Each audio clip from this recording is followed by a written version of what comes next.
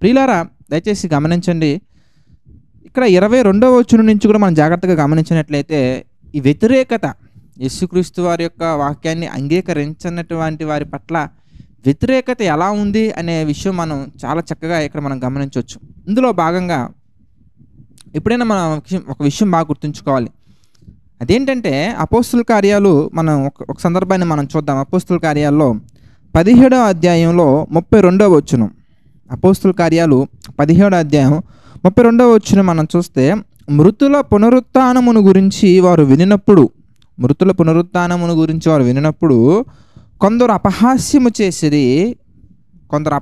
చేసిరి, మరికొందరు దీని గురించి నువ్వు చెప్పున్నది ఇంకొకసారి విందుమని చెప్పిరి. అలాగుండగా పౌలు వారి మధ్య నుండి వెళ్ళిపోయెను. అయితే కొందరు మనుష్యులు అతన్ని హత్తుకొని విశ్వసించిరి. ప్రియులారా, ఎప్పుడైనా కానీ సువార్త మనం ప్రకటించినప్పుడు, లేదా ఎప్పుడైనా కానీ ఒక మంచి విషయాన్ని ప్రజల్లోకి మనం తీసుకెళ్ళినప్పుడు మొట్టమొదటగా మనకు కనిపించేది అపహాస్యం చేసేవారే. వారు మన ఇంట్లో వాళ్ళు అవ్వచ్చు, మన ఊర్లో వాళ్ళు అవ్వచ్చు, మన ఫ్రెండ్స్ అవ్వచ్చు, రిలేటివ్స్ అవ్వచ్చు, ఎవరైనా కానీ మనకి కనిపించే వాళ్ళలో అపహాస్యం చేసేవారు మనకి ఎక్కువ కనబడుతూ ఉంటారు. అలాగే అంతా బాగానే ఉంది బ్రదర్, దీని గురించి మనం తర్వాత చూద్దాం, తర్వాత విందాంలే, మీరు చెప్పింది ఓకే ఫైన్, వినటానికి కొంచెం పర్వాలేదు అనేవాళ్ళు ఉంటారు. అలాగే మాటలో ఉన్నటువంటి నిజాన్ని, మనం చెప్పినటువంటి నిజాన్ని విశ్వసించి క్రీస్తుని అంగీకరించి వాక్యం పక్షాన, సత్యం పక్షాన నిలబడే వాళ్ళు కూడా ఉంటారు. ఒక క్రిస్టియన్గా మనం దేనిని ఫోకస్ చేయాలి, దేనిని ఫోకస్ చేయకూడదు, ఫోకస్ చేయకుండా మరి ఫోకస్ చేసినటువంటి వాళ్ళకి ఎలాంటి నిజాలు మనం చెప్పాలి, వారు ఎక్కడెక్కడ అభ్యంతర పడుతున్నారు, ఎక్కడెక్కడ దెబ్బతినే విధంగా మాట్లాడుతున్నారు, వాళ్ళ హృదయాలు ఎలా గాయపరుచుకుంటున్నారు మరి వారికి స్వస్థత కలిగే విధంగా మనం ఎలాంటి మాటలు చెప్పాలి అనే దాని పట్ల ఒక అవేర్నెస్ కలిగి, ఒక అవగాహన కలిగి, ఒక క్రైస్తవునిగా మనం దేవుని యొక్క వాక్యాన్ని వాక్య పక్షాన మనం నిలబడి వాక్యాన్ని మనం ప్రకటించుతూ ముందుకు వెళ్ళగలగాలి. ఇక్కడ కూడా మనం గమనించినట్లయితే మరి విశ్రాంతి దినం గురించి వారు లేవనెత్తినటువంటి అనేకమైనటువంటి అపోహలకి ఆయన ఏ విధంగా ఆన్సర్స్ తెలియజేశారో మనం చూసాం. ఇక్కడ కూడా మరి 22వ వచనం నుంచి మనం జాగ్రత్తగా గమనించినట్లయితే, అంటే యేసుక్రీస్తు వారు చెప్పినటువంటి నిజాన్ని అంగీకరించకుండా అపహాస్యం చేసే వారి గురించి మనం చక్కగా అబ్జర్వ్ చేస్తూ మనం వెళ్తున్నాం. అంటే అంగీకరించకుండా వీరు ఎలా మాట్లాడుతున్నారు, వీరు ఎలా లేనిపోని మాటలు క్రియేట్ చేస్తున్నారు, లేనిపోని మాటలు యేసుక్రీస్తు వారి మీద ఎలా నిందలు మేపడం కొరకు వారు ప్రయాసపడుతున్నారు అనే విషయం మనం గమనించవచ్చు. మనం 12వ అధ్యాయంలో మనం చూసి ఆయనని ఎలాగూ సంహరింతుమా అని ప్లాన్లు వేసుకుంటున్నారంట. అంటే వాళ్ళ యొక్క ఆలోచనలు చూడండి, ఒక మనిషిని చంపటానికైనా కూడా వెనకడుగు తీయకుండా ముందుకు వెళ్ళే విధంగా ఉన్నాయంటే such a pathetic humanity in some people. ఒక బాధాకరమైనటువంటి ఒక భావోద్వేగంతో కూడినటువంటి ఈ స్వభావాలు అనే మనుషులు ఎలా ఉన్నాయో మనం జాగ్రత్తగా అబ్జర్వ్ చేయొచ్చు my dear brothers and sisters. అయితే మరొక విషయం మనం గమనించాల్సింది, ఇక్కడ అలాంటి పరిస్థితుల్లో మనం ఏమాత్రం కూడా కృంగిపోకూడదు. ఎందుకంటే దేవుని యొక్క వాక్యాన్ని ప్రకటించినటువంటి అనేక మంది సహోదరులకి, అనేక మంది సహోదరిమణులకి ఎన్నో అలాంటివి జరిగాయి, తగిలాయి కూడా. కనుక మనం ఎలా ముందుకెళ్ళాలి, మనం నడుచుకోవాలి, మన జీవితాన్ని మనం ఎలా కన్స్ట్రక్ట్ చేసుకోవాలి, మన జీవితాన్ని మనం ఎలా పరిపూర్ణంగా ముందుకు తీసుకెళ్ళాలి అనేవి చాలా ముఖ్యమైనటువంటి విషయాలు. అయితే ప్రియులారా, మరి ఇక్కడ 12వ అధ్యాయంలో 22వ వచనం నుంచి మనం జాగ్రత్తగా గమనించినట్లయితే కనుక మీకు సింపుల్గా అర్థం అవడం కొరకు 3 కాన్సెప్ట్స్ చెప్తాను. ఈ 3 కాన్సెప్ట్స్ మీరు చక్కగా దృష్టిలో ఉంచుకుంటే మీకు 12th చాప్టర్ అంతా చాలా క్లియర్గా అర్థమైపోతుంది. నిన్న జరిగినటువంటి సందర్భాలను బట్టి, అలాగే ఈరోజు మనం మాట్లాడుకునే సందర్భాలకి బ్రిడ్జ్ పాయింట్ అనగా మనకి కనెక్ట్ అయ్యే ఒక కనెక్టివిటీ నేను మీకు ఎక్స్ప్లెయిన్ చేశాను ఆల్రెడీ. ఏంటి, ఎందుకంటే 10వ అధ్యాయం వరకు కూడా యేసుక్రీస్తు వారిని అంగీకరించినటువంటి వారు ఎలా జన సమూహములు కూడి ఉన్నారు, ఏ విధంగా ఆయన వెంబడించడం కొరకు, ఆయన యొక్క వాక్యాన్ని అంగీకరించడం కొరకు వచ్చారనే విషయాన్ని మనం చూసాం. మనకు 11వ అధ్యాయం నుంచి యేసుక్రీస్తు వారు నమ్మని వారు ఏ విధంగా మనకి కనబడుతున్నారు, యేసుక్రీస్తు వారు నమ్మని వారు ఏ విధంగా ఆయన్ని అపహాసించే విధంగా మాట్లాడుతున్నారు, ఆయన యొక్క వ్యక్తిత్వం పట్ల ఎలాంటి అభ్యంతరాలు వ్యక్తపరుస్తున్నారు అవన్నీ మనం చూసుకుంటూ వచ్చాం. కనుక బ్రిడ్జ్ పాయింట్ ఏంటి, ఎందుకంటే ఎప్పుడైతే ఒక కాన్సెప్ట్, వాక్యానుసారమైనటువంటి ఒక విషయం మన ప్రజల్లోకి మనం తీసుకెళ్ళామో, నిజాన్ని మనం ప్రజల్లోకి మనం తీసుకెళ్ళామో, అప్పుడు అపహాస్యం చేసేవాళ్ళు ఉంటారు, మీరు చెప్పింది తర్వాత చూద్దామనే మాట్లాడుకునేవారు ఉంటారు, హత్తుకునేవారు ఉంటారు. హత్తుకునే ప్రజల గురించి మనం 10వ అధ్యాయం వరకు చూసాము. ఆ ప్రజల్లోనే తర్వాత చూద్దాం అనుకునే వారు కూడా ఉన్నారు. వాళ్ళు మనకి యోహాను సువార్త మనం ఎక్స్‌ప్లెయిన్ చేసుకున్నప్పుడు, యోహాను సువార్త మనం స్టడీ చేసినప్పుడు మనకి వాళ్ళు వస్తారు. నేను ప్రభు చిత్తమైతే అప్పుడు గుర్తు చేసి మరీ చెప్తాను మీకు. ఇక అపహాస్యం చేసే వాళ్ళ గురించి మనకి ఇక్కడ కనబడుతున్నారు. 12 అధ్యాయంలో గాని, 11 అధ్యాయంలో గాని, 12 అధ్యాయంలో గాని అలాంటి ప్రజలు మనకు కనబడుతూ ఉన్నారు. బాప్తిస్మిచ్చే యోహాను గారు కాకుండా. ఇక్కడ మరొక అభ్యంతరకరమైనటువంటిది అపహాస్యం చేసే పాయింట్ ఏమొచ్చిందనగానే యేసుక్రీస్తు వారు ఒక సూచక క్రియ చేస్తారు. ఏంటి ఆ సూచక్రియ? 12 అధ్యాయం మనం చూస్తే 22వ వచనం మనం చూద్దాం. యేసుక్రీస్తు వారు చేసినటువంటి సూచక క్రియ ఏంటి ఇంతకీ? మత్తయి సువార్త 12వ అధ్యాయం మనం గమనించినట్లయితే కనుక 22వ వచనం. అప్పుడు దెయ్యం పట్టిన గుడ్డివాడును మోగవాడునైనా ఒకడు ఆయన వద్దకు తేబడను. ఆయన వారిని స్వస్థపరిచినందున మోగవాడు మాట్లాడుటయు శక్తియు చూపును గలవాడాయను. అందుకు ప్రజలందరూ విస్మయం ఉంది. ఈయన దావీదు కుమారుడు కాడా అని చెప్పుకొనుచుండిరి. పరిసయ్యులు ఆ మాట విని, ఏమండి అక్కడ ఒక అద్భుతమైనటువంటి విషయం జరిగింది. అతను మోగవాడు, తర్వాత మనం గమనించినట్లయితే ఏంటంటే గుడ్డివాడును మోగవాడని మనకి అక్కడ కనబడుతుంది. వాళ్ళు చూస్తున్నారు, మనుషులందరూ చూస్తున్నారు, ప్రజలందరూ అక్కడ చూస్తున్నారు. చూస్తూ ఉన్నప్పుడు ఆయన యేసుక్రీస్తు ఈ ఒక్కటి మాత్రమే కాకుండా ఇంకా ఎన్నో సూచక్రియలు చేశారు. చనిపోయిన వారిని సైతం లేపారు, రక్తస్రావం గల స్త్రీని సైతం ముట్టారు, ఇంకా ఎన్నో వాళ్ళు చూశారు. ఇంకా అనేకమైనటువంటి రోగములతో తేబడినటువంటి వారు వచ్చారు, తర్వాత అనేకమైనటువంటి సమస్యలతో వచ్చారు, వారందరూ కూడా స్వస్థపరచబడ్డారు. యేసుక్రీస్తు అది మాత్రమే కాకుండా వాళ్ళల్లో ఉన్నటువంటి వారినే, అనగా ఆ ప్రజల్లో ఉన్నటువంటి వారినే, ఆయనకి ఇష్టమైనటువంటి వారిని ఒక 12 మందిని పిలుచుకొని వారిని అపోస్తులుగా నియమించి వారికి దెయ్యాలను వెళ్ళగొట్టడానికి కానివ్వండి, రోగాలను స్వస్థపరచడానికి అధికారాన్ని ఇచ్చి కొన్ని ప్రాంతాలకు పంపించినట్టుగా కూడా మనం చూసాం. ఇప్పుడు వీళ్ళు ఏం చేస్తున్నారు ఇంతకనగానే, ఇదిగో ఏమంటున్నారు ఇంతకీ 12వ అధ్యాయం మనం గమనించినట్లయితే కనుక మత్తయి సువార్త 12వ అధ్యాయం మనం చూస్తే 24వ వచనం మనం చూస్తే, పరిసయ్యులు ఆ మాట విని వీడు దెయ్యములకు అధిపతి అయిన బయల్జెబూలు వలననే దెయ్యములను వెళ్ళగొట్టుచున్నాడు కానీ మరి ఒకని వలన కాదనిది. చూసారు ఎలా మాట్లాడుతున్నారు వాళ్ళు? ఇంతకీ దెయ్యాలకు అధిపతి అయినటువంటి బయల్జెబూలు అనే ఒక నేమ్ ఇంట్రడ్యూస్ చేసి, ఆల్రెడీ ఎగ్జిస్ట్ అయినటువంటి నేమే, ఇప్పుడు ఆ నేమ్ గురించి చరిత్ర ప్రస్తుతానికి మనకు అంత అవసరమైనటువంటిది కాదు. బయల్జెబూల్ అనే ఒక పర్సన్, లేదంటే ఒక దెయ్యములకు అధిపతి అయినటువంటి ఒక దెయ్యానికి సంబంధించినటువంటి ఒక అధిపతి వలన, ఇగో వీడు ఇలా చేస్తున్నారు తప్ప, వీడు ఇలా చేస్తున్నాడు తప్ప అని యేసుక్రీస్తు వారిని వాడని మాట్లాడుతూ యేసుక్రీస్తు అలా చేస్తున్నారు కానీ ఇతని వల్ల కాదు, మరి ఎవరి వలన కాదు అని యేసుక్రీస్తు చేసినటువంటి ఆ కార్యాన్ని వాళ్ళు తప్పుపడుతున్నట్టుగా మనం గమనించవచ్చు. ఇప్పుడు యేసుక్రీస్తు వారి దగ్గర మనకి 2 విషయాలు మనకు కనబడుతూ ఉంటాయి. అదేంటంటే, ఎవరైతే అక్కడ ఉన్నటువంటి ప్రజలు ఉన్నారో వాళ్ళకి వాట్ ఈజ్ వాట్ అనే విషయం అర్థం అవ్వాలి. రెండవది, ఇలా మాట్లాడే వాళ్ళకి పర్ఫెక్ట్ ప్రాపర్ ఆన్సర్ ఇవ్వగలగాలి. వీళ్ళు మారతారని కాదు, ఎవరైతే ఇతన్ని ప్రశ్నిస్తున్నారో, ఎవరైతే ఇతన్ని అపహాస్యం చేస్తున్నారో, ఎవరైతే ఇతన్ని నమ్మడం లేదో వీళ్ళు మారాలని కాదు.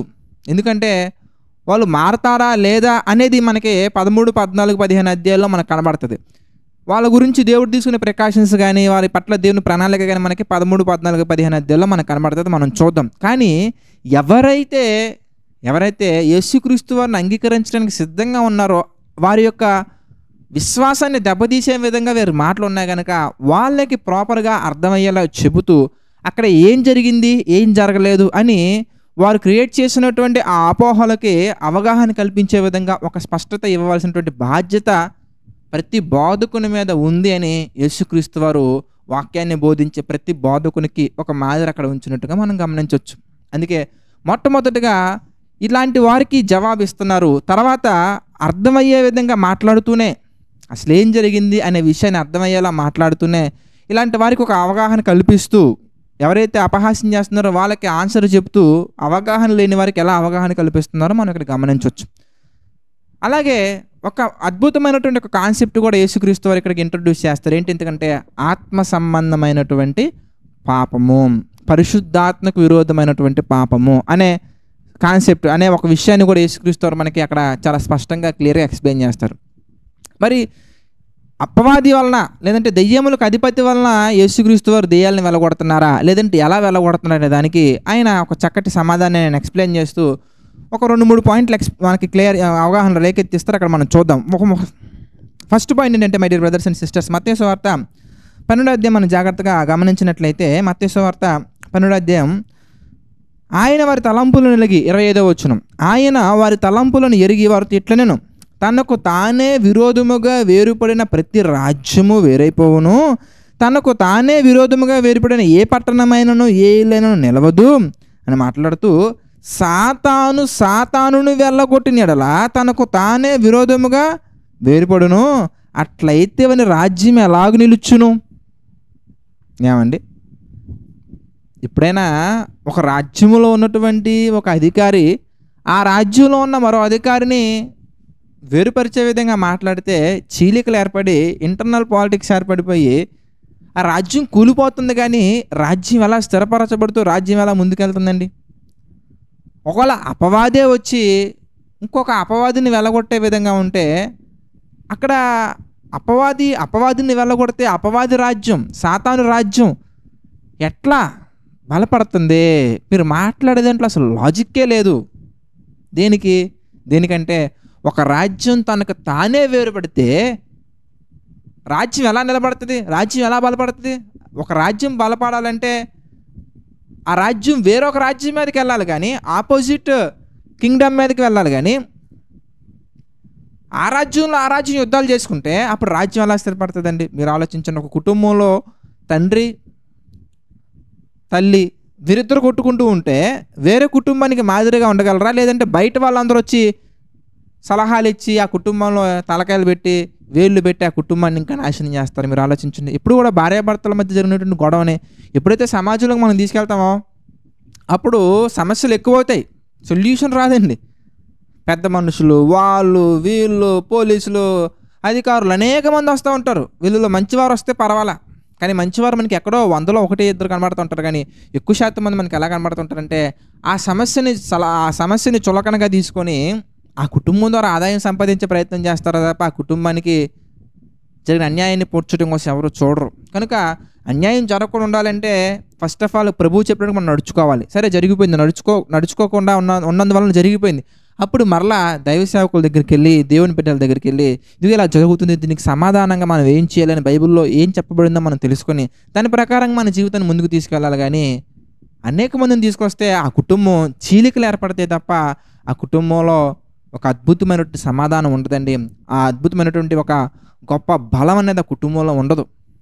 కనుక ఆయన చెప్తున్నారు, బాబు రాజ్యానికి ఒక రాజ్యంలో వాళ్ళే గొడవ పడితే ఎట్లా అవుతుంది మీరు చెప్పండి అని ఆయన వారు మాట్లాడిన దాంట్లో ఉన్నటువంటి లాజిక్ అనేటువంటి ఆ పాయింట్స్ని, వాళ్ళు మాట్లాడిన దాంట్లో ఏది లాజిక్ లేదు. అదే విషయాన్ని ఆయన ఎక్స్ప్లెయిన్ చేస్తూ, ఒకవేళ నేను దెయ్యముల వల్ల వెళ్ళగొడితే నేను దెయ్యానికి సంబంధించిన వ్యక్తిని అవుతాను, కానీ దేవునికి సంబంధించిన వ్యక్తిని ఎలా అవుతాను? అంతే కదండి. ఇప్పుడు అపవాది వల్ల దెయ్యాన్ని వెళ్ళగొడుతున్నాడు అనుకుందాం ఒకవేళ. అప్పుడు అసలు ఫస్ట్ అది ఇంపాసిబుల్, అది జరగనటువంటి పని. నేను ఎలా అసలు వెళ్ళగొట్టే అవకాశాలు ఎలా ఉంటాయి? ఇంతకీ నేను దేవుని పిల్లల్ని వెళ్ళగొడుతుంటే అప్పుడు అపవాది సంబంధం అవుతారు. అంతేగాని అపవాదిని వెళ్ళగొట్టినాడు అపవాది సంబంధం ఎలా అవుతారు?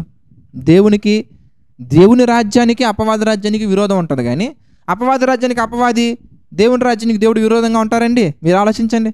కనుక మీరు మాట్లాడిన దాంట్లో అసలు లాజిక్కే లేదు. ఎలా జరుగుద్ది ఇంతకీ? మత్తయి సువార్త 12 మళ్ళీ చదువుకుందాం. 25వ వచనం మనం చూస్తే, ఆయన వారి తలంపులను వారు తిట్టనను, తనకు తానే విరోధముగా వేరుపడిన ప్రతి రాజ్యం పాడైపోవును, తనకు తానే విరోధముగా వేరుపడిన ఏ పట్టణమైన ఇల్లును నిలవదు, సాతానుని వెళ్ళగొట్టినట్లా తనకు తానే విరోధముగా వేరుపడును, అట్లయితే వాని రాజ్యం ఎలాగ నిలుచును? నేను బయల్జెబూల వలన దెయ్యంని వెళ్ళగొట్టుచుని ఎడలా మీ కుమారులు ఎవరి వలన వారిని వెళ్ళగొట్టుచున్నారు, కాబట్టి వారే మీకు తీర్పరులై ఉందురు. చూసారా, మళ్ళీ చెప్తున్నా చక్కగా. మరి యేసుక్రీస్తు వారు కూడా అధికారాన్ని ఇచ్చి వాళ్ళకు సంబంధించినటువంటి వారిని, వాళ్ళలో ఉన్నటువంటి వారికే అవకాశం ఇచ్చినట్టుగా మనం చూడవచ్చు. సీమోను పేతురు కానీ వీళ్ళందరూ కూడా అపోస్తలులందరూ ఎవరికి సంబంధించినటువంటి వాళ్ళు? వారు ఏమైనా స్పెషల్గా వచ్చినటువంటి వారా? వాళ్ళలో ఉన్నటువంటి వారే. యేసుక్రీస్తు వారి వాక్యాన్ని అంగీకరించినటువంటి వారే, యేసుక్రీస్తు వారిని వెంబడించినటువంటి వారే, వాళ్ళలో ఉన్నటువంటి వారే. వారికి అధికారాన్ని ఇచ్చి వాళ్ళు ఏ విధంగా వెళ్ళగొట్టారో కూడా వాళ్ళు చూశారు. కనుక మీకు వాళ్ళే తీర్పరులై ఉన్నారు. 2 పాయింట్లు చాలా చక్కగా ఎక్స్ప్లెయిన్ చేశారు. ఏంటి? ఎందుకంటే సాతానికి ఎలా వేరుపడుతుంది, రెండోది మనం గమనించినట్లయితే, మరి మీ కళ్ళ ముందు చేస్తున్నటువంటి మీ పిల్లలు ఎవరి వలన వెళ్ళగొడుతున్నారనే రెండో ప్రశ్న. వాళ్ళు ఎక్స్పీరియన్స్ అవుతున్నారు. అక్కడ ఉన్నటువంటి వారు చాలామంది ఎక్స్పీరియన్స్ అయ్యారు. అక్కడ ఉన్నటువంటి చాలామంది స్వస్థత పొందారు. అక్కడ ఉన్న చాలామంది యేసుక్రీస్తు వారు చేసినటువంటిది ఒక మాయో సూచక క్రియ, ఒక మాయో లేదంటే ఒక కనపరచలేదు ఆయన, వాస్తవాలకు చేశారు. ఆయన విశ్వాసాన్ని బలపరిచే విధంగా ఆయన లేనిదని ఉన్నట్టుగా కనపరచలా, స్వస్థపరిచారు, సమాధానాన్ని అనుగ్రహించారు, దెయ్యాలను వెళ్ళగొట్టారు, ఈవెన్ చనిపోయిన వారిని కూడా లేపారు. ఇన్ని చేశారు. ఈయన మాత్రమే కాకుండా శిష్యులకు కూడా అధికారాన్ని ఆయన ఇచ్చారు, వాళ్ళు కూడా చేశారు. ఇక మూడో విషయం ఆయన మాట్లాడుతూ ఏమంటున్నారంటే 28వ వచనం మనం చూద్దాం. దేవుని ఆత్మ వలననే నేను దెయ్యములను వెళ్ళగొట్టుచున్న ఎడల నిశ్చయముగా దేవుని రాజ్యం యొద్దకు వచ్చి ఉన్నది. ఒకడు మొదట బలవంతుని బంధింపని ఎడల ఎలాగో ఆ బలవంతుని ఇంటిలో వచ్చి అతని సామ్రాజ్యం దోచుకొనగలడు, అట్లు బంధించిన ఎడల వాని ఇల్లు దోచుకొనును. నా పక్షమున ఉండనివాడు నాకు విరోధి, నాతో కలిసి సమకూర్చునివాడు చెదరగొట్టవాడు. కాబట్టి నేను మీకు చెప్తున్నా మనగా, మనుషులు చేయు ప్రతి పాపమును దోషను వారికి క్షమింపబడును, కానీ ఆత్మ విషయమైన దోషనుకు పాప క్షమాపణ లేదు. కనుక ప్రియులారా, ఆయన మరొక విషయాన్ని మాట్లాడుతున్నారు. ఏంటి ఎందుకంటే, నాకు అధికారం ఉంది కాబట్టే అపవాది యొక్క బలాన్ని నేను ఓడించి మన రాజ్యాన్ని ఓడిస్తూ మీ ముందు దేవుని రాజ్యాన్ని తీసుకొస్తున్నాను అని మాట్లాడుతూ, నేను చేసే పని ఆత్మ సంబంధమైనటువంటి పని, పరిశుద్ధాత్మతో నేను చేస్తున్నాను కనుక, దేవుని ఆత్మ వల్ల నేను చేస్తున్నాను కనుక, మీరు చేసే ప్రతి పాపానికి పాపక్షమాపణ ఉంది, కానీ ఆత్మ సంబంధమైనటువంటి పాపానికి పాపక్షమాపణ లేదు. మీరు ఎన్ని పాపాలు చేసినా కంటిన్యూస్లీ మీరు చదువుకుంటే మీకు కనబడుతుందండి. మనుష్య కుమారునికి వ్యతిరేకంగా మీరు మాట్లాడినా కానీ, యేసుక్రీస్తు వారికి వ్యతిరేకంగా మీరు మాట్లాడినా కానీ ఆ పాపానికి క్షమాపణ ఉంటుంది, కానీ పరిశుద్ధాత్మకు వ్యతిరేకంగా మీరు మాట్లాడితే కనుక ఆ పాపానికి క్షమాపణ లేదు అని మాట్లాడుతూ, క్షమాపణ లేనటువంటి పాపము కూడా ఉంది అని కొంచెం కన్ఫ్యూజన్గా అయ్యే విధంగా ఒక సబ్జెక్ట్ వాళ్ళకి చెప్తున్నారు. బట్ కన్ఫ్యూజన్ ఏం లేదండి, క్లియర్గానే ఉంటుంది. అర్థం చేసుకుంటే చక్కగా అర్థమవుతుంది. అర్థం కాకపోతే మనకేం అర్థం కాదు. ఇది అర్థం చేసుకునే ప్రయత్నం మనం చేద్దాం. అంటే దేవుడు కూడా కొన్ని విషయాన్ని క్షమించరా అనే ప్రశ్న అనేది మనకు వస్తుంది. అయితే దేవుడు ఎలాంటి ఘోర పాపాన్నైనా కానీ క్షమిస్తారు ఎప్పుడు అనే విషయం మనం జాగ్రత్తగా ఆలోచించాలి. ఎటువంటి ఘోర పాపినైనా కానీ దేవుడు క్షమిస్తారు. ఎప్పుడు అంటే, అక్కడ మనకి సామెతల గ్రంథంలో మనకి చక్కగా దీని పట్ల ఒక క్లారిటీ వచ్చే ఒక రెఫరెన్స్ మనకు కనబడుతుంది. అది అందరికీ తెలిసినటువంటిదే. అతిక్రమములను దాచిపెట్టువాడు వర్ధిల్లడు. క్లియర్గా ఆలోచించాలి, మీకు అర్థమవుతుంది. క్లియర్గా అర్థమయ్యే ప్రయత్నం నేను చెప్తాను. అతిక్రమములను దాచిపెట్టువాడు వర్ధిల్లడు, వాటిని ఒప్పుకొని విడిచిపెట్టువాడు కనికరం పొందును. అంటే మీరు చేసినటువంటి అపరాధం ఏదైతే ఉందో, మీరు చేసినటువంటి దోషం ఏదైతే ఉందో, ఆ దోషాన్ని, ఆ అపరాధాన్ని మీరు ప్రభు సన్నిధిలో ఒప్పుకోవాలి. తండ్రి, ఇది నేను చేశానయ్యా, ఇది నా వల్ల జరిగిందయ్యా, నన్ను క్షమించయ్యా అని ఒప్పుకోవాలి. ఒప్పుకున్నంత మాత్రాన మన పాపం క్షమించబడుతుందా? చాలామంది ఇక్కడే యేసుక్రీస్తు వారిని లేదంటే వాక్యాన్ని లేదంటే క్రిస్టియానిటీని రాంగ్ వేలో కనెక్ట్ చేసుకుంటూ వెళ్ళిపోతున్నారు. ఎలాగంటే, వారు ప్రతి సండే పాపం సాటర్డే వరకు పాపం చేస్తూ ఉంటారండి. సండే వచ్చి ఒక అద్భుతమైనటువంటి మ్యూజిక్ వెనకాల పెట్టుకొని అద్భుతమైనటువంటి వర్షిప్ చేసేసి కళ్ళల్లో నీళ్లు పెట్టేసి ప్రార్థన చేసేసి, ఏమంటే నేను నిజంగా నిజాయితీగా ఆత్మపూర్ణులై కన్నీటి ప్రార్థన చేసే వారి గురించి మాట్లాడట్లేదు, వేషధారుల గురించి మాట్లాడుతున్నాను. వేషధారులు ఎలా ఉంటారయ్యా అంటే, సాటర్డే వరకు లోకంతో తిరిగి లోకంతో వారు అద్భుతంగా గడిపి హావభావాలు స్నేహాలు మధురమైనట్టుగా ఫీల్ అయ్యి మలినమంతా హృదయంలో పెట్టుకొని, ఆదివారం మాత్రం ఒక మంచి సాడ్ మూమెంట్ వచ్చే ఒక సాంగ్ పెట్టుకొని ఆ సాంగ్లో ఒక ఇదిలోకి వెళ్ళిపోయి సాడ్ వర్షన్లోకి వెళ్ళిపోయి ఆరాధన చేసేసి ప్రార్థన చేసేసి ఆదివారం మధ్యాహ్నం వెళ్ళి మళ్ళీ రిమోట్ ఆన్ చేసి టీవీ చూసేవాళ్ళు వేషధారులు కాదంటారా, లేదా వాళ్ళని విశ్వాసులు అంటారా? విశ్వాసుల గురించి చెప్పట్లేదు ప్రియులారా, వేషధారుల గురించి మాట్లాడుతున్నాను. ప్రభు సన్నిధిలో మీ యొక్క పాపాలను ఒప్పుకుంటే కుదరదు. ఒప్పుకోవడం అంటే ఎలా? ఇంతకే చేశానని ఒప్పుకోవడం వేరు, మనస్ఫూర్తిగా చేశానని ఒప్పుకోవడం వేరు. క్లియర్గా చెప్పాలంటే, పెదవులతో ఒప్పుకోవటం వేరు, మనస్ఫూర్తిగా ఒప్పుకోవటం వేరు. మీరు చేసే తప్పు అనే విషయం పెదవులతో ఒప్పుకోవటం వేరు, హృదయంతో ఒప్పుకోవటం వేరు. పెదవులతో ఒప్పుకున్నంత మాత్రం అది ఒప్పుకున్నట్టు కాదు. ఎందుకంటే పెదవులతో ఒప్పుకున్నటువంటి వాడు విడిచిపెట్టే వ్యక్తిగా ఉండరు, కొనసాగించే వ్యక్తిగా ఉంటారు. హృదయం అంతా ప్రభు యొక్క సన్నిధిలో కుమ్మరించి, తండ్రి నేను చేసినటువంటి ఈ యొక్క పాపాన్ని క్షమించయ్యా అని మనం ఒప్పుకొని విడిచిపెట్టగలిగితే తప్పకుండా నీకు క్షమాపణ దొరుకుద్ది, తప్పకుండా నీకు కనికరం దొరుకుద్ది. యేసు రక్తము ప్రతి పాపము నుండి మనలో పవిత్రులుగా చేయను. ఆ ఒక్క మాటే పట్టుకుంటే సరిపోదండి. స్పష్టంగా చెప్పాలంటే సారడన్ ట్యాబ్లెట్ గురించి మనం తీసుకుందాం. అంటే వాస్తవంగా ఆ ట్యాబ్లెట్ మీద కొన్ని ఆరోపణలు ఉన్నాయి, ఓకే ఫైన్ అనుకుందాం. ఆ ట్యాబ్లెట్ వాస్తవంగా తలనొప్పి తగ్గించే ట్యాబ్లెట్ అనుకుందాం. లేదంటే తలనొప్పి తగ్గించడం కొరకు ఏదో ఒక ట్యాబ్లెట్ ఉంది. ఆ ట్యాబ్లెట్ నువ్వు వేసుకుంటే తలనొప్పి తగ్గుద్ది. ఇప్పుడు ఆ ట్యాబ్లెట్ వల్ల తలనొప్పి తగ్గుద్ది అనేది వాస్తవం. ఇప్పుడు ఆ ట్యాబ్లెట్ నువ్వు వేసుకోకుండా, ఆ ట్యాబ్లెట్ నువ్వు నీ యొక్క శరీరంలోకి నువ్వు తీసుకోకుండా కొనుక్కొని అలా పట్టుకొని తలనొప్పి తగ్గాలి తగ్గుద్దండి? తగ్గదండి. డాక్టర్ గారి దగ్గరికి వెళ్ళి నాకు ఈ ప్రాబ్లం ఉందండి, మెడిసిన్స్ ఇవ్వండి అని అన్నావు, మెడిసిన్స్ రాశారు, షాప్కి వెళ్ళావు, తెచ్చుకున్నావు, మెడిసిన్స్ చూస్తూ ఉన్నావు, నీకు క్యూర్ అవుతుందండి? అవదండి. ఎందుకంటే ఆ మెడిసిన్స్ని యూజ్ చేయాలి. మార్నింగ్ ఏంటి, ఆఫ్టర్నూన్ ఏంటి, ఈవినింగ్ ఏంటి, దేర్ ఆర్ సమ్ ఇన్స్ట్రక్షన్స్ చాలా ఉన్నాయి. వాటి నువ్వు ఫాలో అవ్వాలి. గ్యాస్ ట్యాబ్లెట్ ఎప్పుడు వేసుకోవాలి, తర్వాత యాంటీబయాటిక్ ఎప్పుడు వేసుకోవాలి, తర్వాత పెయిన్ కిల్లర్స్ ఎప్పుడు వేసుకోవాలి, తర్వాత రకరకాలుగా నువ్వు ఉన్నటువంటి రోగాన్ని బట్టి మల్టీవిటమిన్ లేదా విటమిన్ డెఫిషియన్సీ చాలా ఉంటాయి. వాటిలో నువ్వు ఏది తీసుకుంటున్నావు, ఏది ఎప్పుడు యూజ్ చేయాలి, ఎలా యూజ్ చేయాలి కొన్ని ఇన్స్ట్రక్షన్స్ ఉంటాయి, ఎలా యూజ్ చేయకూడదు కొన్ని రిస్ట్రిక్షన్స్ ఉంటాయి. వాటర్ కంటెంట్ ఎంత తీసుకోవాలని ఉంటుంది, ఫుడ్ తీసుకోలేదని ఉంటుంది. ఫుడ్ తీసుకునే ప్రాబ్లమ్స్ కొన్ని ఉంటాయి, తీసుకోకూడని ప్రాబ్లమ్స్ కొన్ని ఉంటాయి, వాటర్ తీసుకునే ప్రాబ్లమ్స్ కొన్ని ఉంటాయి, ఓఆర్ఎస్ తీసుకునే ప్రాబ్లమ్స్ కొన్ని ఉంటాయి. డాక్టర్ గారు చెప్పినటువంటి ఇన్స్ట్రక్షన్స్ అన్నీ ఫాలో అవుతూ నీకున్నటువంటి తిండిపోతు క్వాలిటీస్ని రిస్ట్రిక్ట్ చేసుకుంటూ ఆ ట్యాబ్లెట్స్ని యూజ్ చేస్తే then you will be cure so soon, very soon.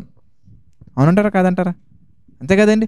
అలా కాకుండా ట్యాబ్లెట్స్ తెచ్చుకొని ఇంట్లో పెట్టుకొని ఒక కవర్లో పెట్టుకొని తగ్గట్లేదు అంటే అవ్వదు. అదేవిధంగా యేసుక్రీస్తు రక్తం అనేది మన పాపాలను తీసివేసే ఒక అద్భుతమైనటువంటి మెడిసిన్. మన సిన్ పోగొట్టే ఒక అద్భుతమైన మెడిసిన్ ఏంటి అంటే యేసుక్రీస్తు వారి రక్తం. ఇప్పుడు ఆ రక్తాన్ని నువ్వు మందిరం దగ్గరికి వెళ్ళిపోయి చర్చిలో ఉండి అందరూ పాడుతున్నట్టుగా నువ్వు పాటలు పాడేసి వేషధారణగా ఉండిపోయి నువ్వు ఆ రక్తాన్ని నువ్వు అంగీకరించడానికి సిద్ధంగా లేకుండా, అనగా ప్రభు యొక్క సన్నిధిలో నీ యొక్క పాపాలను ఒప్పుకోకుండా, నేను ఒప్పుకుంటున్నాను బ్రదర్ అంటే కాదండి. పెదవులతో ఒప్పుకోవడం వేరు, పెదవులతో క్రీస్తుని కనపరచడం వేరు, హృదయంతో కనపరచడం వేరు. పెదవులతో నువ్వు యొక్క పాపాలను ఒప్పుకోవడం వేరు, హృదయపూర్వకంగా ఒప్పుకోవడం వేరు. హృదయపూర్వకంగా ఒప్పుకొని విడిచిపెట్టడం వేరు, పెదవులతో ఒప్పుకొని విడిచిపెట్టని చెప్పడం వేరు. ఒప్పుకోవాలి, విడిచిపెట్టగలగాలి ప్రియులారా. విడిచిపెట్టగలిగినట్లేదు కనుక కనికరం పొందును, నీ యొక్క పాపములకు క్షమాపణ కలుగుతుంది. ఇక్కడే మనకి పరిశుద్ధాత్మ యొక్క ఇన్వాల్వ్మెంట్ కూడా ఉంది, మనం గమనించగలగాలి. ఇక్కడే పరిశుద్ధాత్మ యొక్క ఇన్వాల్వ్మెంట్ కూడా ఉంది, మనం గమనించగలగాలి. ఏంటి ఇంతకీ? యోహాను సువార్త మనం జాగ్రత్తగా గమనించినట్లయితే యోహాను సువార్త 16వ అధ్యాయం మనం చూద్దాం. యోహాను సువార్త 16వ అధ్యాయం మనం జాగ్రత్తగా ధ్యానించినట్లయితే 8వ వచనం మనం చూద్దామండి. 8వ వచనం మనం చూస్తే ఆయన వచ్చి పాపమును గూర్చియు నీతిని గూర్చియు తీర్పును గురించి లోకమును ఒప్పుకొన చేయును. పాపమును గూర్చి జాగ్రత్తగా గమనించినట్లయితే ఏంటండి, ఆయన వచ్చి పాపమును గూర్చియు నీతిని గురించియు తీర్పును గురించియు లోకమును ఒప్పుకొన చేయును. లోకులు నా యందు విశ్వాసం ఉంచలేదు కనుక పాపమును గురించియు నేను తండ్రి యొద్దకు వెళ్ళటం వలన మీరిక నన్ను చూడరు కనుక నీతిని గురించి లోకాధికారి తీర్పు పొందిన కనుక తీర్పును గురించి ఒప్పుకొన చేయును. అంటే లోకం గురించి చక్కగా ఎక్స్ప్లెయిన్ చేస్తూ, పాపము గురించి చక్కగా ఎక్స్ప్లెయిన్ చేస్తూ, తీర్పును గురించి చక్కగా ఎక్స్ప్లెయిన్ చేస్తూ, తీర్పులోకి వెళ్తారు జాగ్రత్త అనే విషయాన్ని చెబుతూ, తీర్పు తీర్చకూడదనే తీర్పు గురించి మాట్లాడుతూ, లోకం ఎంత దరిద్రమైనది, లోకం ఎంత అవమానకరమైనది, లోకం ఎంత నీచమైనది, లోకం ఎవరి చేతిలో ఉంది, అపవాది చేతిలో ఎలా ఉంది అనే విషయాలు ఎక్స్ప్లెయిన్ చేస్తూ నువ్వు చేసేది పాపము, ఆ పాపాన్ని క్షమాపణ పొందాలనే విధంగా పరిశుద్ధాత్మ దేవుడు సేవకుల ద్వారా అనేకమైన విషయాలను మీకు తెలియచేస్తూ, బాప్తిజం తీసుకున్న వారికి వాళ్ళకే అనేకమైనటువంటి వచనాల ద్వారా వివరిస్తూ, బైబిల్ స్టడీ చేస్తున్నప్పుడు బైబిల్ ఎవరు రాశారనేది పరిశుద్ధాత్మని ప్రేరణ వల్ల మనుషులు పరిశుద్ధాత్మ ప్రేరణ వల్ల దేవుని కృప వల్ల రాయగలిగారు వాళ్ళంతా కూడా. ఇప్పుడు బైబిల్ చదువుకుంటున్నప్పుడు పరిశుద్ధాత్మ దేవుడు వాళ్ళతో మాట్లాడుతూ లేఖనముల ద్వారా ఇదిగో మీరు చేసేది ఈ యొక్క వాక్యానికి విరుద్ధంగా ఉంది, ఈ యొక్క వాక్యానికి విరుద్ధంగా ఉంది అనే విషయాలు చక్కగా చెప్తూ సేవకుల ద్వారా తెలియజేస్తూ అనేక రకాలుగా మనం చేసే ఈ పాపాన్ని వివరిస్తూ నువ్వు చేసేది తప్పు అని నీ హృదయంలో ఒక ఆలోచన వచ్చే విధంగా ప్రయత్నిస్తూ ఆయన ఎంతో ప్రయాసతో మీకు అనేకమైన విషయాలు చెబుతూ ఉంటారు, ప్రేమతోటి ప్రయాసతోటి. ఇప్పుడు ఒక మనిషి దానిని అంగీకరించకుండా చూద్దాంలే సమాధర్ టైం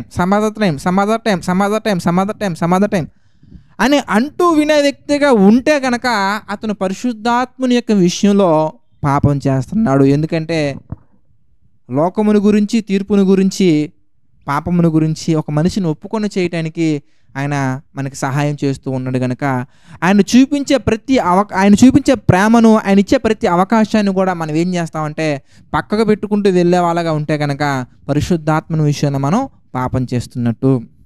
బ్రదర్ అంటే ఏంటి బ్రదర్, ఇప్పుడు నేను పాపం చేస్తున్న పాపానికి క్షమాపణ ఉండదా బ్రదర్ అంటే ఇక్కడే మనకు అర్థం కానట్టుగా కనబడుతుంది. కానీ చాలా చక్కగా మీరు ఆలోచించాల్సిన విషయం ఏంటంటే, మీకు ఒక ప్రేరేపణ కలిగిన వెంటనే ఒక విషయం బాగా గుర్తుంచుకోండి. ఇంకా డీటెయిల్గా ఈ యొక్క పరిశుద్ధాత్మని యొక్క పాపము గురించి, అనగా పరిశుద్ధాత్మ సంబంధమైన పాపం అంటే ఏంటి దాని గురించి ఇంకా డీటెయిల్గా నేను ప్రభు చిత్తమైతే నెక్స్ట్ సెషన్స్లో నేను మాట్లాడతాను. కానీ మనం గుర్తుంచుకోవాల్సిన విషయం ఏంటంటే, దేవుడు పరిశుద్ధాత్మని ద్వారా మనం చేసేది తప్పు అని తెలియచేసినప్పుడు ఒక విషయం మనం గుర్తుంచుకోవాలండి. ఇది ఆత్మ సంబంధమైన పాపమా, ఆత్మ సంబంధమైన కాని పాపమా అనే దాని మీద డిస్కషన్స్, రీసెర్చ్లు కాకుండా, వాటి మీద మన ఇంట్రాగేషన్స్ కాకుండా మన జీవితం మీద ఇంట్రాగేషన్ మనం చేసుకొని తాను నిలుచున్నానని తలంచుకున్న ప్రతివాడు పడకుండానట్లు జాగ్రత్తగా చూసుకోవాలి. కేర్ఫుల్నెస్ నీ లైఫ్ మీద నువ్వు పెట్టుకొని నేను చేసేది తప్పు, మనం చేస్తుంది వాక్యానికి విరుద్ధమైనది, బైబిల్కి విరుద్ధమైనది, పరిశుద్ధాత్మకి విరుద్ధమైనది అనేది దేవుడు మనకి తన సేవకుల ద్వారా కానీ, వాక్యం ద్వారా కానీ, సహోదరుల ద్వారా కానీ నువ్వు ప్రార్థన చేసుకుంటున్నప్పుడు బైబిల్లో వచ్చే వచనాల ద్వారా ప్రేరేపించినప్పుడు మీరు చేయవలసింది ఏంటో తెలుసా? సమ్ అదర్ టైం అని కాకుండా నువ్వు దేవునికి సబ్మిట్ చేసుకొని ఆ పాపాన్ని ఆ క్షణమే, ఆ సెకండ్లోనే మనం విడిచిపెట్టగలిగినట్లయితే కనుక మనం దేవుని యొక్క సంబంధాలుగా మనం ఎల్లప్పుడూ ఆయన యొక్క సన్నిధిలో వర్ధిల్లుతూ వెళ్తూనే ఉంటాం. అపహాసకులకి మనకి తేడా ఎక్కడొస్తుందయ్యా అంటే, దేవుని యొక్క వాక్యం నీ హృదయం దగ్గరికి వచ్చినప్పుడు, దేవుడు నీతో మాట్లాడుతున్నప్పుడు, వాక్యం ద్వారా నీతో మాట్లాడుతున్నప్పుడు, వాక్యం ద్వారా నిన్ను ప్రేరేపిస్తున్నప్పుడు అంగీకరించేవారు విశ్వాసులు, అంగీకరించకుండా అవమానపరిచే విధంగా మాట్లాడేవారు అపహాసకులు. అవమానపరచడం అంటే ఏంటో తెలుసా? తర్వాత చూద్దాంలే, చేద్దాంలే, సమయం లేదు అని కబుర్లు చెప్తూ, కారణాలు చెప్తూ బ్రతికే ప్రతి ఒక్కరు కూడా దేవుని యొక్క ప్రేమను అవమానపరిచేవారే, దేవుని కృపను దుర్వినియోగం చేసేవాళ్ళే. కావాలంటే మనం చూద్దాం, తీతుకు రాసిన పత్రిక 1వ అధ్యాయం 16వ వచనం మనం చూద్దాం. తీతుకు రాసినటువంటి పత్రిక 1వ అధ్యాయం 16వ వచనం మనం చూస్తే అక్కడ దేవుని యొక్క వాక్యం అంతా స్పష్టంగా కొన్ని విషయాలు మాట్లాడుతున్నారు. తీతుకు రాసినటువంటి పత్రిక 1వ అధ్యాయం 16వ వచనం మనం చూస్తే, దేవునిని ఎరుగుదుమని వారు చెప్పుకొందురు కానీ, దేవుడు నాకు తెలుసు అని చెప్పుకొందురు కానీ ఏం చేస్తున్నారంట? అసహ్యులను, అవిధేయులను, ప్రతి సత్కార్యం విషయం భ్రష్టులనై ఉండి తమ క్రియల వలన ఆయనను ఎరగమన్నట్టున్నారు. అంటే దేవుడు నాకు తెలుసని మనం చెప్పుకుంటున్నాం కానీ మన క్రియల్లోకి వెళ్తే ఎలా ఉండిపోయాము అంటే అవిధేయులుగా మారిపోయాము, అసహ్యులుగా మారిపోయాము. ప్రతి సత్కార్యం విషయంలో మనం ఎలా ఉంటున్నామంటే ఆయన నాకు తెలియదు అన్నట్టుగా మనం ఉంటున్నాం అన్నమాట. అలాంటి వారిలో అపహాస్యకులుగా మనం కూడా మారిపోయే అవకాశం ఉంది. కనుక దేవుడు మనల్ని హెచ్చరించినప్పుడు, దేవుడు మనల్ని గద్దించినప్పుడు మనం ఏం చేయాలంటే, దేవుడిచ్చే ప్రతి హెచ్చరికను హృదయపూర్వకంగా అంగీకరించి, దేవుడు చూపించే ప్రతి ప్రేమపూర్వకమైన హెచ్చరికను మనం గ్రహించి మనం ఏం చేయాలి అంటే ప్రభు యొక్క సన్నిధిలో ఒప్పుకొని విడిచిపెట్టగలగాలి. ఒప్పుకునే వారిగా మనం ఉండకూడదండి, ఒప్పుకొని విడిచిపెట్టే వారిగా ఉండాలి. అంటే మనల్ని ఇంకా అలాంటి సిన్ని మళ్ళీ మన జీవితంలో రానివ్వకుండా మనం తగినటువంటి జాగ్రత్తలు మనం తీసుకొని విశ్వాసంలో మనం ముందుకు వెళ్ళాలి. కానీ అనేకమైనటువంటి అపహాస్యులు చెప్పే మాటలు మనం విని వెనుతిరిగే పిల్లలుగా మనం ఉండకూడదు. అందుకని హెచ్చరిస్తున్నారు, మాటలు జాగ్రత్తగా ఉండాలి. ఏంటి, ఎందుకంటే మన మాట దేవుని యొక్క చిత్తానికి అనుకూలంగా ఉండాలి, కానీ దేవుని యొక్క చిత్తాన్ని వ్యతిరేకించే విధంగా ఉండకూడదు. ఇంతకీ వ్యర్థమైన మాట అంటే ఏంటి? ఇంతకనగానే వాక్యానికి వ్యతిరేకంగా మాట్లాడే ప్రతి మాట, పాపానికి అనుకూలంగా మాట్లాడే ప్రతి మాట కూడా వ్యర్థమైన మాటే. దేవుడు నీతో మాట్లాడుతున్నారు, ఇదిగో ఈరోజు నువ్వు ఇదిగో ఈ యొక్క పాపాన్ని విడిచిపెట్టు అని మాట్లాడినప్పుడు దేవునికి చిత్తానికి అనుకూలమైన మాట ఏంటి? ఇంతకీ నేడున సమయం ఉండగానే మిమ్మల్ని మీరు మార్చుకోవాలి. ఇది దేవునికి అనుకూలమైన మాట. దేవుని చిత్తానికి వ్యతిరేకమైన మాట ఇంతకీ అంటే చూద్దాంలే, అన్నీ చేయగలుగుతున్నా కానీ ఇది మాత్రం నేను చేయలేకపోతున్నాను బ్రదర్. ఇది దేవుని యొక్క చిత్తానికి వ్యతిరేకమైన మాట. In other terms it is దేవుని యొక్క తెలుగులో ఇది వ్యర్థమైనటువంటి మాట. మరొక మాటలో చెప్పాలంటే వ్యతిరేకమైన మాట, మరొక మాటలో చెప్పాలంటే వ్యర్థమైన మాట. దేవుని చిత్తానికి అనుకూలమైన ప్రతి మాట కూడా అది పరిశుద్ధమైన మాట. దేవుని చిత్తానికి ప్రతికూలమైన ప్రతి మాట కూడా పాపానికి సంబంధించినటువంటి మాట, వ్యర్థమైన మాట. కనుక ప్రియులారా, దేవుడు మనతో మాట్లాడారు, ఇదిగో ఈ యొక్క పాపం విషయాలను మార్చుకోవాలని చెప్పినప్పుడు బైబిల్లో దేవుడు చెప్తున్నారు ఏంటి? ఎందుకంటే ఇదిగో నేరున సమయం ఉండగానే మీ యొక్క ప్రవర్తనను మీరు మార్చుకోవాలి. మీ ప్రవర్తన గురించి ఆలోచించిన దేవుడు మనతో మాట్లాడినప్పుడు ఇమీడియట్గా మనం చేంజ్ చేయాలి, కానీ దాని తర్వాత చూద్దాం పోస్ట్ పోన్ చేయకూడదు. అలా పోస్ట్ పోన్ చేసేవారికి మనం ఉంటే కనుక మనం పరిశుద్ధాత్మకు వ్యతిరేకమైన పాపంలో ఉండిపోయే అవకాశాలు ఉన్నాయి. జాగ్రత్తగా మనం చూసుకోవాలి. ఎందుకంటే మన మాటలు అనేవి చాలా జాగ్రత్తగా ఉంచుకోవాలి. లేదంటే మనం ఇతరులతో మాట్లాడుతున్నప్పుడు ఒకరి మీద ఒకరికి మనం నెగిటివ్స్ చెప్పే విధంగా మనం ఉన్నామంటే కనుక అది కూడా వాక్యానికి వ్యతిరేకంగా మనం నడుచుకుంటున్నాం కనుక వ్యర్థమైన మాటే.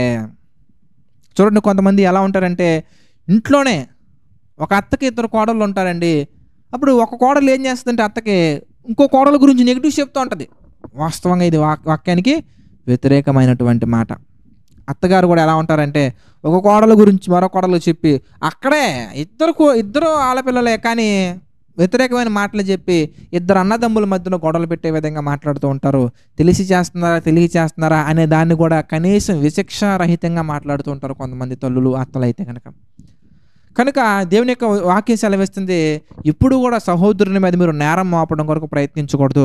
సహోదరుని క్షమించమని వాక్యం చెప్తుంది, కానీ సహోదరుని మీద నేరం మోపమని వాక్యం చెప్పట్లేదు. కనుక ఇక్కడ వరకు మనం జాగ్రత్తగా గమనించినట్లయితే కనుక పరిశుద్ధాత్మకు వ్యతిరేకంగా మీరు పాపం చేసే అవకాశాలు ఉన్నాయి. పరిశుద్ధాత్మకు వ్యతిరేకంగా మీరు చేస్తున్నారు కనుక మీరు చేసే ప్రతి పనికి ఇదిగో పాపక్షమాపణ లేదు. అది ఈ యుగమందైనను రాబో యుగమైందనో మీకు పాపక్షమాపణ లేదు అని యేసుక్రీస్తు వారు మాట్లాడుతుంటే మనం గమనించవచ్చు. కనుక మనందరం కూడా పరిశుద్ధాత్మ సంబంధమైన పాపంలోకి మనం వెళ్ళకుండా ఉండాలంటే మనం ఏం చేయాలి ఇంతకీ అనగానే, దేవుడు మనల్ని హెచ్చరించినప్పుడు, దేవుడు మనల్ని గద్దించినప్పుడు ఇమ్మీడియట్గా ఆ క్షణమందే మనం లోకాశలను మనం చంపివేసుకొని, శరీర కోరికలను మనం చంపివేసుకొని దేవుని చిత్త ప్రకారంగా నడుచుకుంటూ దేవుని యొక్క ఆత్మపూర్లుగా మనం మారి ఇదిగో ఆయన యొక్క సన్నిధిలో పాపాన్ని విడిచిపెట్టి, పాపాన్ని ఒప్పుకొని తండ్రి నేను చేసిన నన్ను క్షమించానని ఒప్పుకొని విడిచిపెట్టి పరిశుద్ధులుగా మనం మారగలగాలి. కనుక ప్రియులారా, ఈ విషయాలు మీకు అర్థమయ్యాయి అనుకుంటున్నాను. కంటిన్యూషన్లో మనం చూస్తే కనుక మత్తయి సువార్తలోకి మనం వెళ్ళిపోదాం. మత్తయి సువార్త 12వ అధ్యాయంలోకి మనం వెళ్ళిపోతే మత్తయి సువార్త 12వ అధ్యాయం ఇక నుంచి మీకు డీటెయిల్గా అర్థమైపోద్దండి. ఇంకా చివరిగా మనం చూద్దాం. వీళ్ళు 38వ వచనం మనం చూస్తే వీళ్ళు ఏమంటున్నారు? ఎందుకే మత్తయి సువార్త 12వ అధ్యాయం 38వ వచనం మనం చూస్తే, ఇంత జరిగిన తర్వాత కూడా అప్పుడు శాస్త్రులలో పరిసయ్యుల్లో కొందరు బోధకుడా నీ వలన ఒక సూచక క్రియ చూడగోరుచున్నామని ఆయనతో చెప్పగా ఆయన ఇట్లనెను. ఇప్పటివరకు వాళ్ళ మధ్యలో చేసిన సూచక్రియలు కాదండి, ఏం పనులండి ఇంతకీ? అన్నీ జరిగినా, అంతమంది సాక్ష్యం చెప్తున్నా, అంతమంది జరిగినటువంటి వారు వచ్చి మాట్లాడుతున్నా, వారందరి మధ్యలో యేసుక్రీస్తు వారు ఉన్నా కానీ వాళ్ళు ఏమడుగుతున్నారంటే మరొక సూచక్రియ చూపించి, ఒక సూచక్రియ చూపించి అని అడుగుతున్నారండి వాళ్ళు. అందుకు యేసుక్రీస్తు వారు మాట్లాడుతున్నారండి, యోహాను గురించినటువంటి సూచక్రియ తప్ప ఇంకా మీకేం అవసరం లేదు పొండి అంటున్నారు. కాకపోతే కొంచెం హార్డ్గానే చెప్పారు. వ్యభిచారులైన చెడ్డతరం వారులారా అని మాట్లాడితేనా వాళ్ళని గద్దించి ఇగో మీకు ఇంకా ఎలాంటి ఏం లేవు గెట్అవుట్ అని చెప్పేసి ఆయన మాట్లాడతారు. అలా మాట్లాడుతూ ఉండగా ఇక్కడ ఒక అద్భుతమైనటువంటి వండర్ఫుల్ పాయింట్ని యేసుక్రీస్తు ఇంట్రొడ్యూస్ చేస్తున్నారు. అదేంటంటే గాడ్స్ ఫ్యామిలీ. God's family.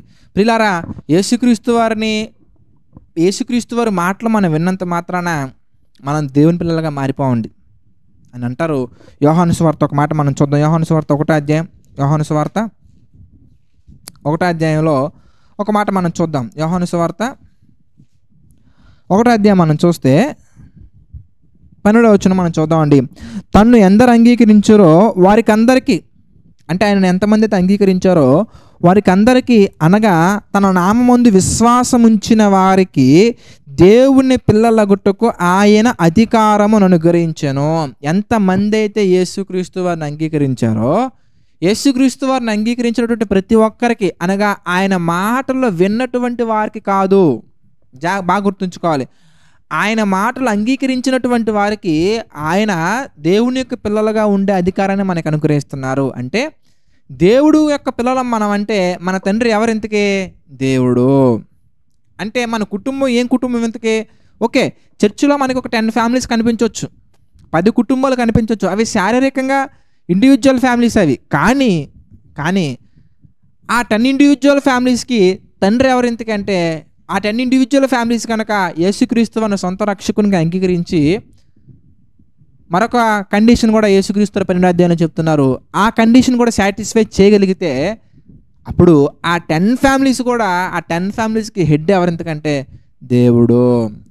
అంటే అలాంటి వారికి ఎవరు ఇంతకనగా యేసుక్రీస్తు వారిని అంగీకరించి 12వ అధ్యాయానికి వచ్చేద్దాం. మత్తయి సువార్త 12వ అధ్యాయానికి వచ్చేస్తే మరో కండిషన్ మనకి ఇక్కడ కనబడుతుంది. మత్తయి సువార్త 12వ అధ్యాయం మనం గమనించినట్లయితే కనుక 49వ వచనం మనం చూద్దాం. తన శిష్యుల వైపు చెయ్యి చాపి, మత్తయి సువార్త 12వ అధ్యాయం 49వ వచనం మనం చూస్తే, తన శిష్యుల వైపు చెయ్యి చాపి, ఇదిగో నా తల్లియు నా సహోదరులను పరలోకమందున్న నా తండ్రి చిత్తము చొప్పున చేయువాడే, పరలోకమందున్న నా తండ్రి చిత్తము చొప్పున చేయువాడే నా సహోదరుడును నా సహోదరియు నా తల్లియు అనేను. అంటే ప్రియులారా, మనం జాగ్రత్తగా గమనించినట్లయితే నెంబర్ 1 మనం ఏం చేయాలి? ఎందుకంటే యేసుక్రీస్తు మన సొంత రక్షకునిగా అంగీకరించాలి. అంగీకరించడం మాత్రమే కాకుండా పరలోకములో ఉన్నటువంటి దేవుని యొక్క చిత్త ప్రకారంగా మనం నడుచుకోవాలి. అంటే యేసుక్రీస్తు మన సొంత రక్షకునిగా అంగీకరించకుండా దేవుడు చెప్పినటువంటివన్నీ మనం పాటిస్తే మనం దేవుని పిల్లలం అయిపోతాం అంటే అవ్వం. చాలామంది అంటూ ఉంటారండి, బ్రదర్ బాప్తిసం ఎందుకండి, నేను దేవుని చిత్త ప్రకారంగా మోహపు చూపు చూడట్లేదండి, దేవుడు చెప్పినట్టుగా అబద్ధాలు చెప్పట్లేదండి, దేవుడు చెప్పినట్టుగా ఇలా చేయట్లేదండి, అలా చేయట్లేదండి, ఆయన చెప్పినట్టుగా ఉంటానండి అంటూ ఉంటారు. కానీ మనం దేవుని పిల్లలుగా మారాలి అంటే యేసుక్రీస్తు వారిని సొంత రక్షకునిగా అంగీకరించడం మాత్రమే కాదు, ఆయన చిత్త ప్రకారంగా కూడా నడుచుకోవాలి. అంటే ఆయన చిత్తంలోనే బాప్తిసం తీసుకోవాలి, ఆయన చిత్తంలోనే యేసుక్రీస్తు వారిని అంగీకరించాలి, ఆయన చిత్తంలోనే ఇవన్నీ ఉన్నాయి. అంటే మనం ఆ ఒక్క పాయింట్ పట్టుకుంటాం కనుక నేను ఇది కూడా చెప్తున్నాను. ఒక్కటే మనం దేవుని పిల్లలు అవ్వాలంటే ఒకటే, ఏంటి ఇంతకీ? దేవుని చిత్త ప్రకారంగా నడుచుకుంటే ఆయన పిల్లలు అంతే. అందులోనే యేసుక్రీస్తు వారిని అంగీకరించడం ఉంది, అందులోనే బాప్తిసం తీసుకోవడం ఉంది, అందులోనే పాపం చేయకూడదు అనే విషయాలు ఉన్నాయి, అందులోనే సువార్త ప్రకటించాలనే విషయాలు ఉన్నాయి, అందులో అన్నీ ఉన్నాయి. అందుకే యేసుక్రీస్తు వారు అంటున్నారు, ఎవరైతే పరలోకమందున్న తండ్రి చిత్త ప్రకారం నడుచుకుంటారో వాళ్ళు మన ఫ్యామిలీ అంటున్నారండి ఆయన. అంటే మనందరికీ కూడా తండ్రి ఎవరు ఎందుకంటే పరలోకంలో ఉన్నటువంటి తండ్రి. మనందరం ఎవరి పిల్లలం ఎందుకంటే దేవుని పిల్లలము. We are all one family. ఎవరా ఆ వన్ ఫ్యామిలీ అంటే, ఇదిగో యూనివర్స్ని క్రియేట్ చేసినటువంటి one and only creator, he is our lord, our father. మన పరలోకపు తండ్రి, అవర్ హెవెన్లీ ఫాదర్. ఇంకా బాగా చెప్పాలంటే కనుక అవర్ డాడీ అని కూడా మనం అనొచ్చు. మన పరలోకపు తండ్రి అయిన, ఇంగ్లీష్లో ట్రాన్స్లేట్ చేస్తే ఫాదర్ వస్తుంది, డాడీ వస్తుంది. మరి పరలోకపు తండ్రి అని అనిపించుకునే స్థితికి తగినట్టుగా ఆయన ఉన్నారు. మరి తండ్రికి తగినట్టుగా మనం ఉన్నాం అనేది మనం పరీక్షించుకోవాలి. ఎందుకంటే ఆయన మన తండ్రిని మనం గర్వంగా చెప్పుకుంటున్నాం, ఇతను నా కుమారుడని ఆయన గర్వంగా చెప్పుకునే విధంగా నీ ప్రవర్తన నా ప్రవర్తన ఉండగలగాలి. అలా ఉండగలగాలంటే ఏం చేయాలి? ఎందుకే అపహాసకులుగా ఉండకూడదు, తర్వాత చూద్దాంలే, తర్వాత చేద్దామని పోస్ట్ పోన్ చేసే వ్యక్తులుగా ఉండకూడదు. ఆయన హత్తుకొని, యేసుక్రీస్తు వారిని హత్తుకొని దేవుని చిత్తం ఏదైతే ఉందో ఆ చిత్తాన్ని మనం నెరవేర్చుకుంటూ వెళ్ళామంటే కనుక మనందరం కూడా దేవుని పిల్లలం అవుతాము. ఇంకా క్లియర్గా చెప్పాలంటే మనందరికీ హెడ్ ఎవరు ఎందుకంటే అంటే తండ్రి, పరలోకంలో ఆయన ఉన్నారు. శారీరక సంబంధంగా మీరు ఆలోచించకండి, ఈ విషయాలన్నీ కూడా ఆత్మ సంబంధంగా మీరు ఆలోచిస్తే చాలా స్పష్టంగా చాలా విషయాలు మనకు అర్థమవుతాయి. చివరికి ఒక మాట మనం చెప్తాను, క్లోజ్ చేస్తాను. మరి కొరింథీయులకు రాసినటువంటి మొదటి పత్రికలో ఒక మాట మనం చూద్దాం. కొరింథీయులకు రాసినటువంటి మొదటి పత్రిక, కొరింథీయులకు రాసినటువంటి మొదటి పత్రిక 2వ అధ్యాయం మనం చూస్తే